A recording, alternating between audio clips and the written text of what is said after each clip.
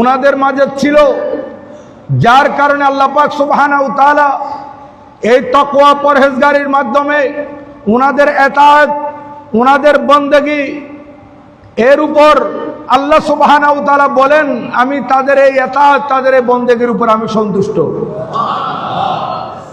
এবং ওয়ারাদু আন, তারও আল্লাহ তাআলার দয়া, আল্লাহ তাআলার মেহেরবানির উপর তারও সন্তুষ্ট।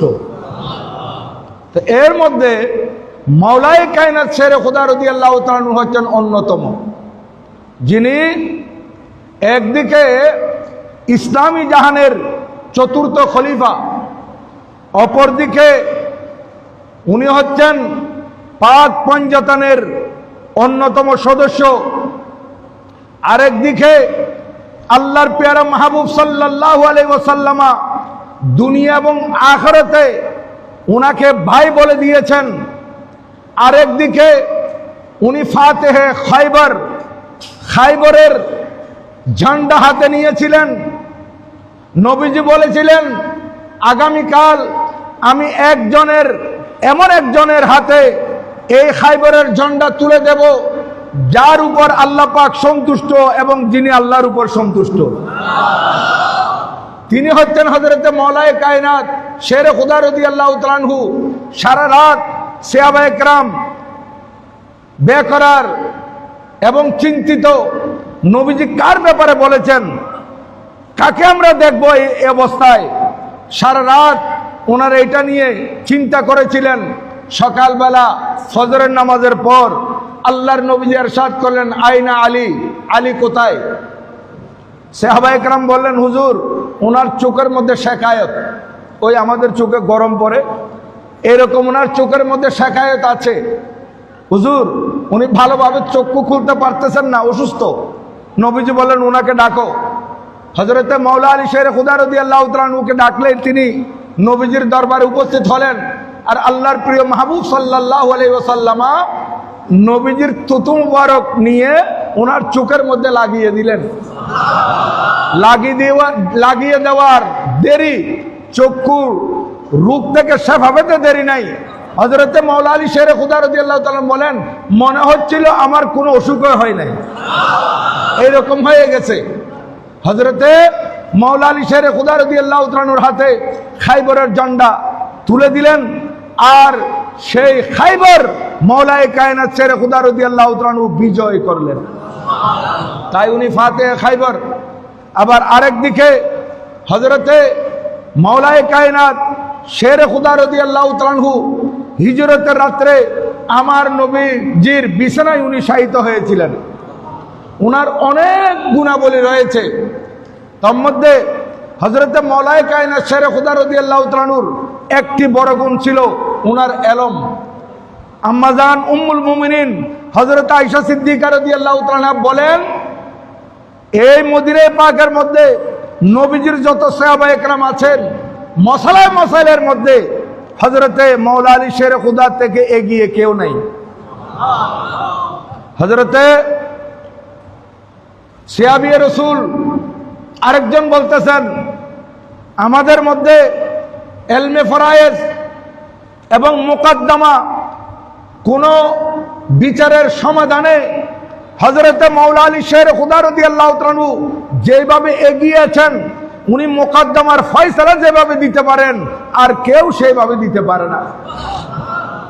হযরতে সঈদ ইবনুল মুসাইয়্যিব রাদিয়াল্লাহু তাআলা আনহু উনি খায়রুত তাবিঈন, উনি বলতেছেন, হযরতে উমর ইবনুল খাত্তাব রাদিয়াল্লাহু তাআলা আনহুর খিলাফত আমলে হযরতে আমিরুল মুমিনিন উমর ইবনুল খাত্তাব রাদিয়াল্লাহু তাআলা আনহু কোন মুকদ্দমার ফয়সালা দেওয়ার আগে ডানে বামে দেখতেন হযরতে মাওলা আলী শেরে খুদা রাদিয়াল্লাহু তাআলা আনহু উপস্থিত আছে কিনা। হযরতে মাওলা আলী শেরে খুদা রাদিয়াল্লাহু তাআলা আনহু উপস্থিত থাকলে উনি ফয়সালা দিয়ে দিতেন। যদি ফয়সালার মধ্যে এদিক সেদিক হয়, তাহলে হযরতে সৈয়দনা মাওলা আলী শেরে খুদা রাদিয়াল্লাহু তাআলা আনহু আছেন। এইভাবে একদিন হযরত ওমর ইবনুল খাত্তাব রাদিয়াল্লাহু তাআলা আনহু ফয়সালা দিয়ে দিলেন, এক বেবিচারিণী মহিলা, তার গর্ভে অবৈধ সন্তান। হযরত ওমর ইবনুল খাত্তাব রাদিয়াল্লাহু তাআলা আনহুর দরবারে যখন বিচার আসলো, তখন তিনি বিচার করে দিলেন উমর ইবনুল খাত্তাব রাদিয়াল্লাহু তাআলা যে এই মহিলাকে সঙ্গে সার করা হোক, তাকে পাথর মেরে তাকে মেরে ফেলা হোক। বিচার এর রায় হয়ে গেল। সাথে রাতে হযরতে মাওলায়ে কায়নাত শেরে খুদা রাদিয়াল্লাহু তাআলা বললেন, আমিরুল মুমিনিন, এখানে আমার কথা আছে যে আমি নবীজি থেকে শুনেছি, আপনি কি শুনেন নাই যে কোনো পুরুষ বা মহিলা যদি এইভাবে অপকর্মের মধ্যে লিপ্ত হয় তাদের শাস্তি দিতে হবে, কিন্তু কোনো মহিলার গর্ভে যদি সন্তান থাকে এই সন্তান প্রসব করার পরেই শাস্তি কার্যকর হবে। কারণ এই মহিলা পাপী, কিন্তু তার গর্ভে যে সন্তান আছে সে তো পাপী নয়। হযরতে উমর ইবনুল খাত্তাব রাদিয়াল্লাহু তাআলা সাথে সাথে বললেন, লাউলা আলী লাহালাকা উমর, আজকে যদি আলী উপস্থিত না থাকতেন উমর তো বরবাদ হয়ে গিয়েছিল। দেখেন এমন ছিলেন হযরতে মাওলা আলী রাদিয়াল্লাহু তাআলা। ওনার খেলাফত আমলে উনি যে মুকদ্দমাতগুলোর ফয়সালা দিয়েছিলেন, বিভিন্ন বিচারের রায় দিয়েছিলেন, আজকে ওনার সে বিচারের রায়ের কয়েকটি ঘটনা আপনাদের সামনে আমি তুলে ধরার জন্য ইচ্ছা পোষণ করেছি। যদি আল্লাহ পাক সুবহানাহু ওয়া তাআলা হায়াতে বাঁচিয়ে রাখেন আপনাদের সামনে উপস্থিত হতে পারি। আগামী জুমার মধ্যে পরবর্তীতে ওনার জীবনের অন্য দিক নিয়ে আলোচনা হবে, ওনার কারামতের উপর আলোচনা হবে, শাহাদাতের উপর আলোচনা হবে ইনশাআল্লাহ আজিজ। উনি ওনার দরবারে বসা এমত অবস্থায় এই ঘটনা লিখতেছেন তারিখুল খোলাফার মধ্যে হযরত আল্লামা ইমাম জালালউদ্দিন সুয়ুতী রহমতুল্লাহ আলাইহি, এবং এটা আশারায়ে মুবাশশারার রেফারেন্সে হযরত আল্লামা ফকিহে মিল্লাত জালালউদ্দিন আমজদি রহমতুল্লাহ আলাইহি খুতবাতে মুহররমের মধ্যে এই ঘটনা এনেছেন যে একজন গোলাম আরেকজন মুনিব, মুনিব মানে মুনিবের ছেলে, দুইজন হযরতে মাওলা আলী শেরে খুদা রাদিয়াল্লাহু তাআলার দরবারে আসছে। ইয়েমন থেকে গোলামকে তার মুনিবের ছেলে সহ কুফার মধ্যে পাঠিয়েছিলেন কোন এক ব্যবসায়িক কাজে। এখন রাস্তায় মুনিবের ছেলে এবং এই গোলাম দুইয়ের মধ্যে একটু ঝগড়া হয়ে যায়, বিবাদ হয়। এখানে গোলাম সে কুফার মধ্যে এসে নিজেই মুনিবের ছেলে সেজে গেছে, মুনিব সেজে গেছে, আর মুনিবের ছেলেকে বলতেছে গোলাম। তখন সে কুফার মধ্যে এসে বলতেছে, এটা আমার গোলাম, আমি তাকে বিক্রি করতে চাই, কারা নিবেন? তখন ছেলে বলতেছে, না আমি গোলাম নয়, আমি তার মুনিবের ছেলে। এখন কথা বাড়াবাড়ি হতে হতে এই বিচার গেল হযরত সৈয়দনা মাওলায়ে কায়নাত শেরে খুদা রাদিয়াল্লাহু তাআলার দরবারে। শেরে খুদা রাদিয়াল্লাহু তাআলার দরবারে এই বিচার যখন আসলো, হযরতে মাওলা আলী শেরে খুদা রাদিয়াল্লাহু তাআলা খাদেমকে বললেন, একটা কাজ করো। তখন তো দেওয়ার ছিল মাটির প্রাচীর ছিল।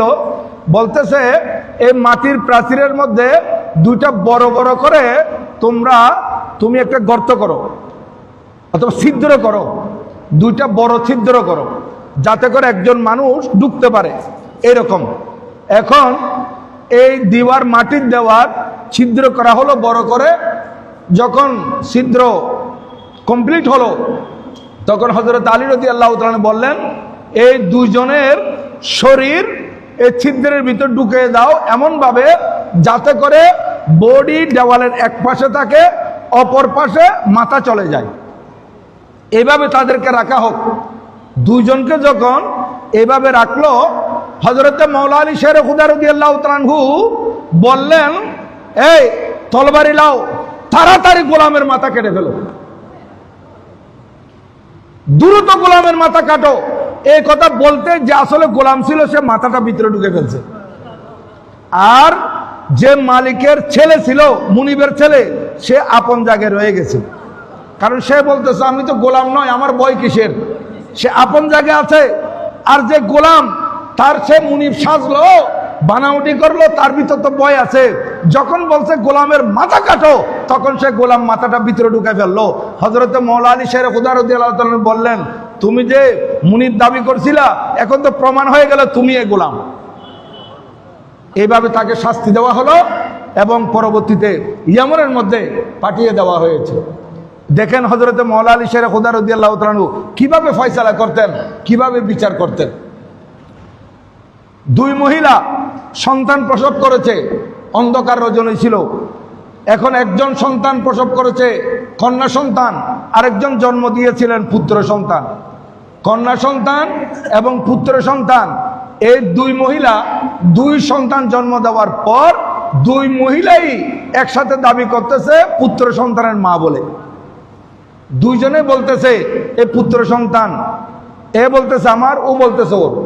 এখন বিচার আসলো হযরতে মাওলায়ে কায়নাত শের খুদা রাদিয়াল্লাহু তাআলা আনহুর দরবারে। হযরতে সৈয়দনা মাওলা আলী শের খুদা রাদিয়াল্লাহু তাআলা আনহু অনেক বুঝালেন তাদেরকে যে এখানে আসল এই সন্তানের মাকে, সে এই সন্তান নিয়ে যাও না। দুইজনের মধ্যে কেউ মানতে রাজি নয়। তখন হযরতে শের খুদা রাদিয়াল্লাহু তাআলা আনহু বলেন তলবারি নিয়ে আসো, তলবারি নিয়ে আসো, তলবারি নিয়ে আসো। এই কথা বলার সাথে সাথে সন্তানের যে আসল মা সে বলতে যে হুজুর এখানে ফয়সালা করা হবে সন্তান কার, তলবারির তো কোনো প্রশ্ন আসে না। হুজুর আপনি তলবারি কেন তলব করতেছেন? শের খুদা রাদিয়াল্লাহু তাআলা আনহু বললেন তলবারি আনতেছে এই কারণে, যেহেতু তোমাদের দুইজনের মধ্যে কেউ মানতেছো না, দুইজনে বলতেছে এই ছেলে সন্তান তোমাদের, কিন্তু কন্যা সন্তানের বাকি কেউ হতে চাচ্ছ না। এখন আমি সিদ্ধান্ত নিয়েছি তলবারি যখন আনা হবে এই তলবারি দ্বারা এই সন্তানকে মাঝখান বরাবর টুকরা করে দেব। এক টুকরা একজনকে দিব, অপর টুকরা আরেকজনকে দেব। এই কথা বলার সাথে সাথে যে হাকিকি মা, আসল মা, সে বলতেছে হুজুর এই সন্তান আমার না, আমার না, এই সন্তান উনি যে দাবি করতেছেন উনাকে দিয়ে দেন, আমার সন্তান আর নয়। উনি এই সন্তান বেঁচে থাকুক, আপনি যদি টুকরা করে দেন শয়তান এই সন্তান তো মারা যাবে। হুজুর সন্তান তো আর বাঁচবে না, এই মহিলাকে আপনি সন্তান দিয়ে দেন, আমাকে দেওয়ার দরকার নাই। সাথে সাথে মাওলা আলী শের খুদা রাদিয়াল্লাহু তাআলা বললেন সন্তান তোমার, তুমি তোমার সন্তান নিয়ে যাও। আল্লাহু আকবার। ইয়া রাসূলুল্লাহ সাল্লাল্লাহু আলাইহি ওয়াসাল্লাম, ইয়া গোসলাম দস্তগীর জিন্দাবাদ, জিন্দাবাদ। দেখেন হযরতে মাওলা আলী শের খুদা রাদিয়াল্লাহু তাআলা আনহু উনি এইভাবে বিচার করতেন যে তোমার সন্তান বিদায় তোমার অন্তরে লাগছে, এটা তোমার সন্তান, যার কারণে তোমার কলিজায় লাগছে যে আমি টুকরা করে দিলে সন্তান তো মরে যাবে। আর তুমি চিন্তা করেছো সন্তান আমার, কিন্তু তারপরে আমার সন্তান জীবিত থাকুক, প্রয়োজনে আরেকজনের হাতে লালিত পালিত হোক। হযরতে মাওলা আলী শের খুদা রাদিয়াল্লাহু তাআলা আনহু এভাবেই বিচার করতেন। দেখেন হযরতে মাওলায়ে কায়নাত শের খুদা রাদিয়াল্লাহু তাআলা আনহুর দরবারে তিনজন লোক আসলো। তিনজন লোক আইসা বলতেছে হুজুর আমরা 17টি উট নিয়ে আসছি। এখন এই 17টি উট আপনি বন্টন করে, এগুলো তারিখুল খোলার মধ্যে ইমাম জালালউদ্দিন সুয়ুতী রাহমাতুল্লাহ আলাইহি, যিনি তাফসীরের ইমাম, হাদিসের ইমাম, তারিখের ইমাম, যার ইন্তেকাল হচ্ছে 911 হিজরি, উনি বর্ণনা করতেছেন এগুলো। হুজুর এখানে 17টি উট আমরা তিনজনে তিনভাবে পাবো। কিরকম? বলে 17টি উটের মধ্যে আমাদের মধ্যে একজন হচ্ছে নিসফু পাবে, অর্ধেক, একজন অর্ধেক পাবে, আরেকজন 3 ভাগের 1 ভাগ পাবে, আরেকজন 9 ভাগের 1 ভাগ পাবে।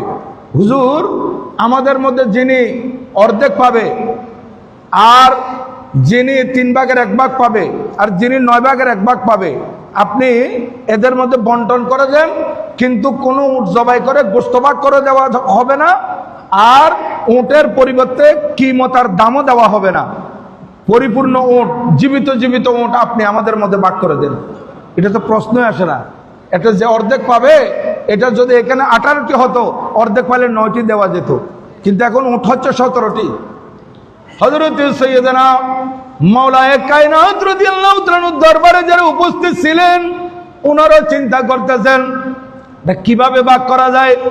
কোন উটকে জবাই করে গোশত ভাগ করা যাবে না, কোন উটের পরিবর্তে টাকাও দেওয়া যাবে না, তাহলে পরিপূর্ণ একটি একটু উট এগুলো কিভাবে ভাগ করা যায়, উনি কিভাবে ভাগ করবেন। কিন্তু হযরত সৈয়দনা মাওলা আলী শের খুদা রাদিয়াল্লাহু তাআলা আনহু উনি কোন ধরনের চিন্তা করেন নাই।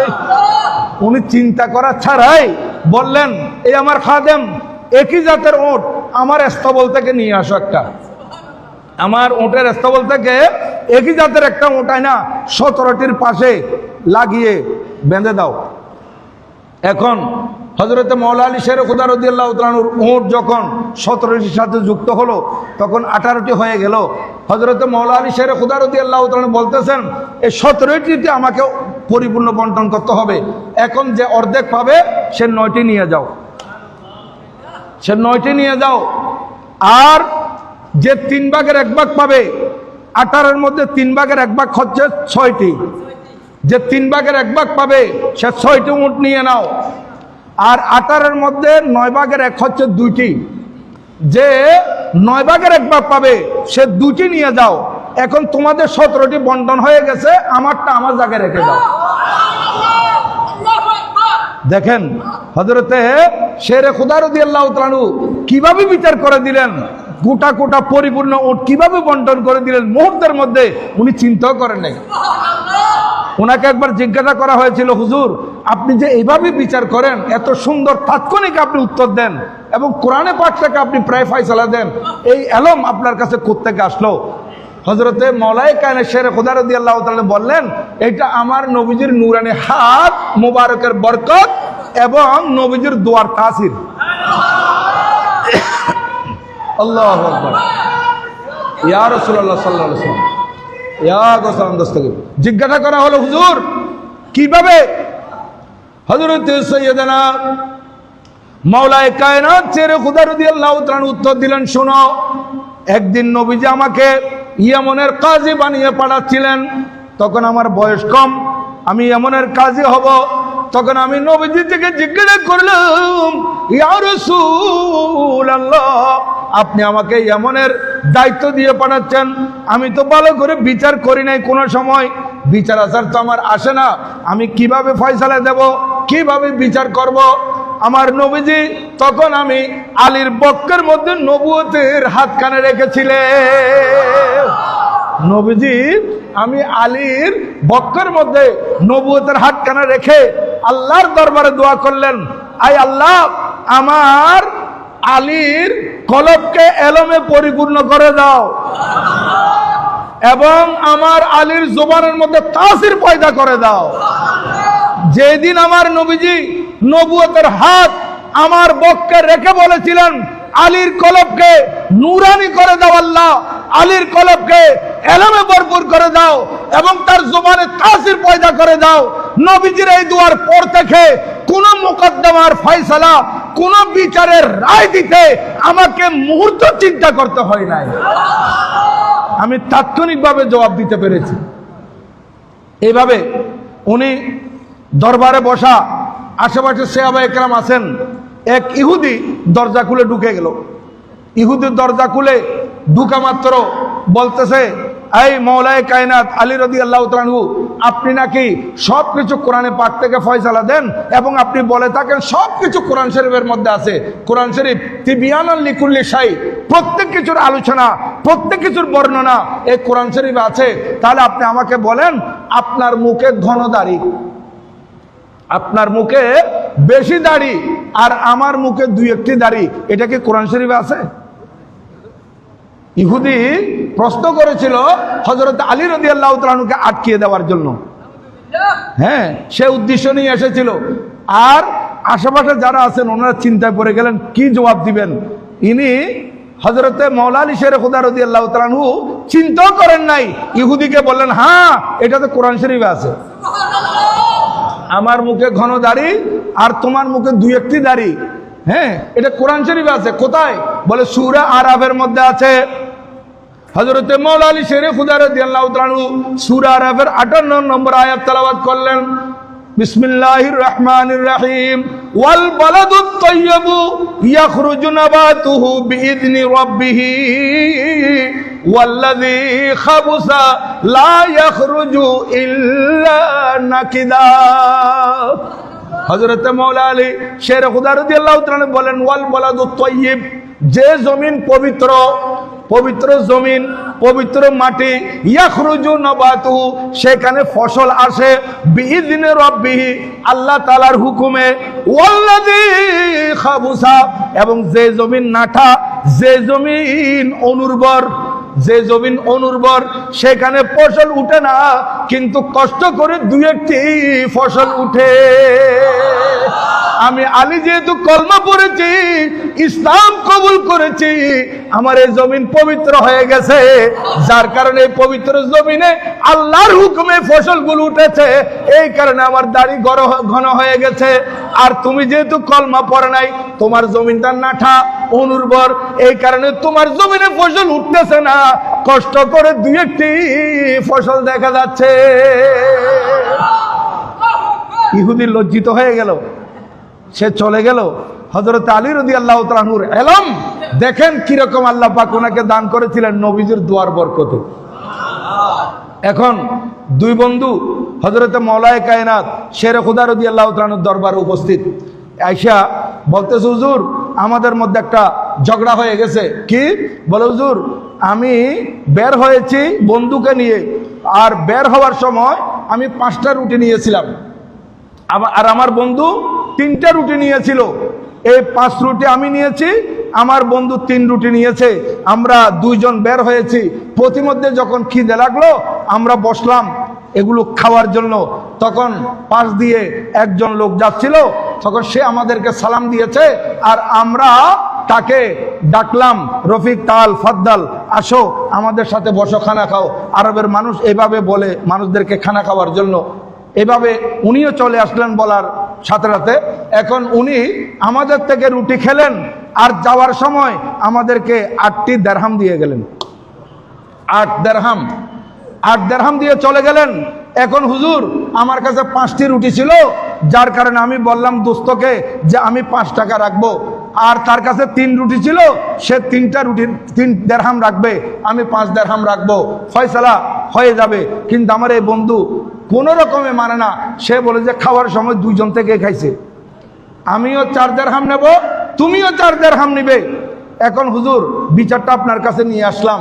হযরতে মাওলা আলী শেরে খুদা রাদিয়াল্লাহু তাআলা বলতেছেন, এই 3 রুটিওয়ালা তোমাকে যে 3 টাকা দিচ্ছে, তোমার বন্ধু তোমাকে বেশি দিচ্ছে, তুমি মেনে নাও, 3 টাকা নিয়ে নাও।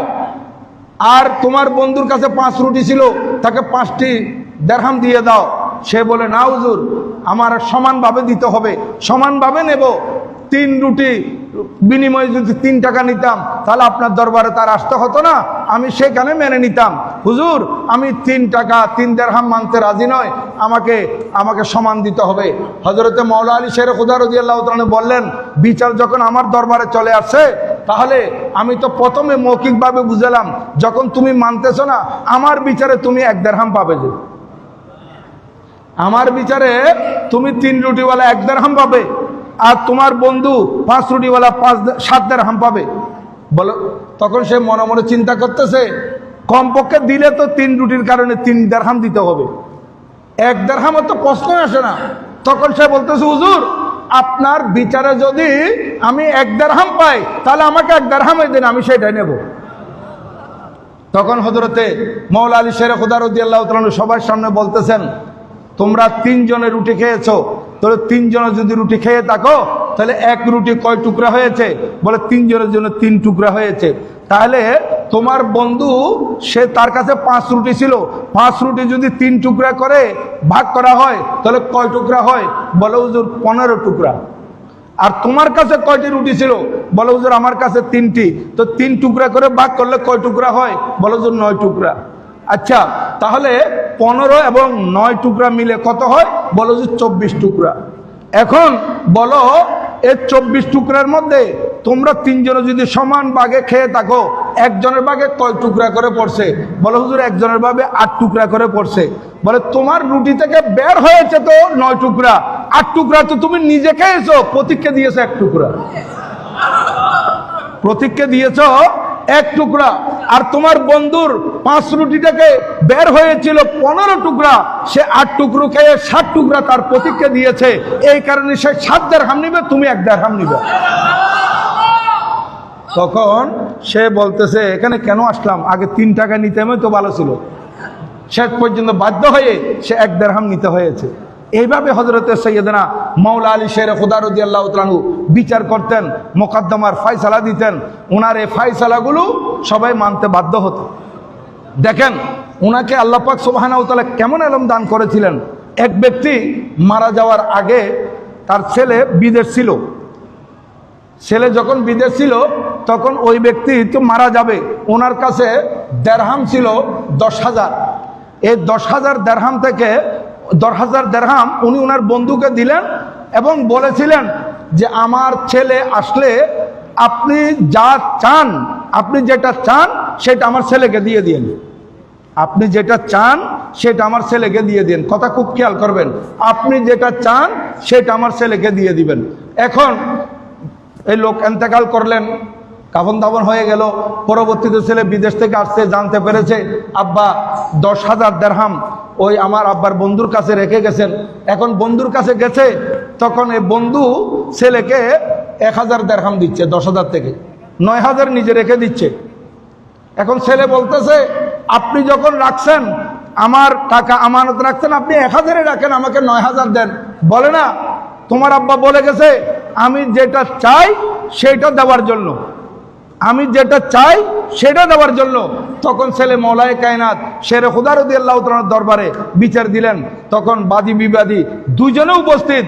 তখন হযরত মাওলা আলী শেরে খুদা রাদিয়াল্লাহু তাআলা ওই ব্যক্তির বন্ধুকে বলতেছেন আপনার বন্ধু কি বলে গেছেন টাকা জমা দেওয়ার সময়? বলছে উনি বলেছিলেন যে আমি যেটা চাই সেটা ছেলেকে দেওয়ার জন্য। বলে ঠিকই তো আছে, আপনি ওকে 1,000 দিচ্ছেন কেন? আপনি তো নিজের কাছে 9,000 রাখতে চাইতেছেন, 9,000 রাখার জন্য চাইতেছেন। তা আপনার বন্ধু হেকমতে বলে গিয়েছিল যেটা আপনি চান সেটা দিয়ে দেওয়ার জন্য। আপনি যখন 9,000 টাকা চাইতেছেন সেই 9,000 টাকা তো আপনাকে দিয়ে দিতে হবে, কারণ আপনার বন্ধু এটা খুব সূক্ষ্মভাবে আপনাকে বলে গিয়েছে। এইভাবে হযরত সৈয়দনা মাওলা আলী শের খুদা রাদিয়াল্লাহু তাআলা বিচারকুলা করতেন, রায় দিতেন, ফয়সালা দিতেন, এত সুন্দর সুনিপুণভাবে দিতেন, সেখানে কথা বলার কারো কোনো সুযোগ থাকতো না। আজকে হযরত মাওলায়ে কায়নাত শের খুদা রাদিয়াল্লাহু তাআলা থেকে শুরু করে সাহাবায়ে কেরাম, বিশেষ করে খোলাফায়ে রাশেদিন, ওনাদের জীবন কর্ম করামত এগুলো যদি আমাদের দেশের বিচারক যারা আছেন, সামাজিকভাবে যারা বিচার করে এবং যারা কোর্টে যারা বিচার করে এবং যারা হাকিম আছেন, যারা বিচারক আছেন, আবার এবং বিভিন্ন মোকদ্দমা কাউন্সিল অফিসে যায়, ইউনিয়ন অফিসে যায়, বোর্ড অফিসে যায়, ওনারা যখন বিচার করেন তখন খোলাফায়ে রাশেদিনের জীবনে যদি ওনারা অনুসরণ করেন ওনারা সুন্দর ফয়সালা দিতে পারবেন, খুব সুন্দর, যেটা সবাই মেনে নিতে বাধ্য হবে, এরকম করে ফয়সালা ওনারা দিতে পারবেন। তাই আমি আপনাদের খেদমত আরজ করব, আমাদেরকে স্টাডি করতে হবে খোলাফায়ে রাশেদিনের জীবনী, নবীজির জীবনী স্টাডি করতে হবে। এগুলো যদি আমরা লেখাপড়া ভালো করে করি তাহলে অবশ্যই আমরা কোনো ব্যাপারে ফয়সালা দেওয়ার সময়, কথা বলার সময় সঠিক কথাটা উপস্থাপন করতে পারবো, সঠিক রায়টা দিতে পারবো, সুন্দর বিচারটা আমরা করে দিতে পারবো। আল্লাহ পাক সুবহানাহু ওয়া তাআলা আমাদেরকে সেই তৌফিক দান করুন, সবাই বলুন আমিন। আগামী জুমায় ইনশাআল্লাহ এটা 3য় পর্বই হযরত মাওলায়ে কায়নাত রাদিয়াল্লাহু তাআলার জীবন কর্ম করামতের অন্য দিক নিয়ে ইনশাআল্লাহ আলোচনা হবে। আর এই শের খুদা রাদিয়াল্লাহু তাআলাকে ভালোবাসার নাম হচ্ছে ঈমান। নবীজি ইরশাদ করেন এই আমার আলী, আলীকে ঈমানদারই ভালোবাসবে এবং আলীকে মুনাফিকরা ঘৃণা করবে। লা ইউহিব্বুহু ইল্লা মুমিনুন, আমার আলীকে ঈমানদাররা ভালোবাসবে।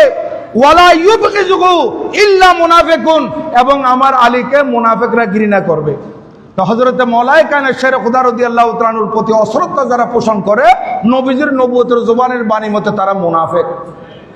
আর হযরত আলী রাদিয়াল্লাহু তাআলাকে অন্তর থেকে যারা ভালোবাসবে তারা হচ্ছে ঈমানদার। এটা হচ্ছে ঈমানদারের আলামত। তো আল্লাহ পাক সুবহানাহু ওয়া তাআলা হযরত মাওলায়ে কায়নাত রাদিয়াল্লাহু তাআলার জীবন কর্ম করামত এগুলো আমরা পড়ে শুনে এগুলোর উপর আমাদেরকে যথাযথ আমল করার তৌফিক দান করুন আমিন। এবং উনি ইবাদতের মধ্যে কত বেশি নিমগ্ন থাকতেন, ইবাদত বেশি বেশি করতেন। হযরত মাওলা আলী শের খুদা রাদিয়াল্লাহু তাআলার ইবাদত আল্লাহর দরবারে উনি দীর্ঘক্ষণ সিজদায় পড়ে থাকতেন, বেশি বেশি নামাজ পড়তেন। তাহলে আমরা যদি ওনাকে মহব্বত করে থাকি তাহলে আমরা সুন্নি মুসলমান, আমাদেরকে এইভাবে নামাজের পাবন্দি হতে হবে। আল্লাহ পাক সুবহানাহু ওয়া তাআলা সেই আমল আমাদেরকে করার তৌফিক দান করুন, আমিন। সম্মানিত হাজিরিন, আমাদের এই চট্টগ্রামে পাকিস্তান থেকে একজন প্রসিদ্ধ আলেমে দ্বীন আসতেছেন, যিনি শুধু পাকিস্তানের জাতীয় পর্যায়ে নয়, আন্তর্জাতিক পর্যায়ে প্রসিদ্ধ, যার নিজস্ব ইউনিভার্সিটি আছে, যিনি ইউনিভার্সিটি প্রতিষ্ঠা করেছেন, এমন একজন ব্যক্তিত্ব হযরতে আল্লামা রাজা সাকিব মুস্তাফাই আগামী 9 তারিখ আমাদের চট্টগ্রামে তশরিফ আনতেছেন ইনশাল্লাহ। তো আমাদের এই রাঙ্গুনিয়া রাহাতিয়া দরবার শরীফের পক্ষ থেকে ওনাকে সম্বর্ধনা দিয়ে আমাদের এই 16 শহর 2 নম্বর গেটের আগে 16 শহর এলজিডি ভবনের মধ্যে একটা কনফারেন্সের আয়োজন করা হয়েছে, ইমাম বুখারী রাদিয়াল্লাহু তাআলা কনফারেন্স। সেই কারণে উনি চিফ গেস্ট হিসেবে থাকবেন। বিশেষ করে আমি আমার মাদ্রাসার ছাত্র ভাই এবং উলামায়ে কেরামদেরকে বলবো, এত বড় একজন আলেমে দ্বীন, ওনাকে দেখাও প্রয়োজন আছে। তো দেখার জন্য আপনাদেরকে দাওয়াত দেওয়া হচ্ছে। আগামী 9 তারিখ বৃহস্পতিবার উনি ইনশাআল্লাহুল আজিজ এখানে আসরের পরে প্রোগ্রাম শুরু হবে, উনি সেখানে থাকবেন ইনশাআল্লাহ। আপনাদেরকে দাওয়াত দেওয়া হয়েছে, আপনারা যারা পারেন ওনাকে দেখার জন্য একটু যাবেন। এত বড় একজন আলেমে দ্বীন আসতেছেন আমাদের দেশে, এটা আমাদের জন্য সৌভাগ্যের ব্যাপার। আল্লাহ পাক সুবহানাহু ওয়া তাআলা আমাদেরকে আমল করার তৌফিক দান করুন, আমিন। বিশেষ করে আমি আপনাদের খেদমতে একটি মশলা বারবার বলে থাকি, কিন্তু আমার মনে খুব কষ্ট পাই আমি, যে 5 ওয়াক্ত নামাজের মধ্যে এখানে এখন তো কাতারগুলো পরিপূর্ণ হয়ে গেছে, কিন্তু পঞ্জাখানা নামাজের মধ্যে দেখা যায় যে আমাদের 2 কাতার হয়েছে, 2 কাতার পরিপূর্ণ হয় নাই এখনো, কিন্তু দেখা যাচ্ছে 3 জন 3 জন করে আর 2-3টা কাতার উত্তর পাশে দক্ষিণ পাশে করে ফেলেছে, মাঝখানে পুরা খালি। এটা হচ্ছে একেবারে মাকরুহে তাহরিমি, মাকরুহে তাহরিমি। যারা এই কাজ করবে গুনাহগার হবে। প্রথম কাতার পরিপূর্ণ করতে হবে। প্রথম কাতার যদি পরিপূর্ণ না হয় দ্বিতীয় কাতার করা যাবে না। প্রথম কাতার পরিপূর্ণ হলে দ্বিতীয় কাতার মাঝখান থেকে ডানে বামে ছড়িয়ে যাবে। দ্বিতীয় কাতার পরিপূর্ণ হলে তারপর তৃতীয় কাতার আরম্ভ হবে। তৃতীয় কাতার পরিপূর্ণ হলে তারপর চতুর্থ কাতার আপনারা করতে পারবেন। কিন্তু ডানে বামে উত্তরে দক্ষিণে এই অধিকার আপনাদেরকে কে দিল?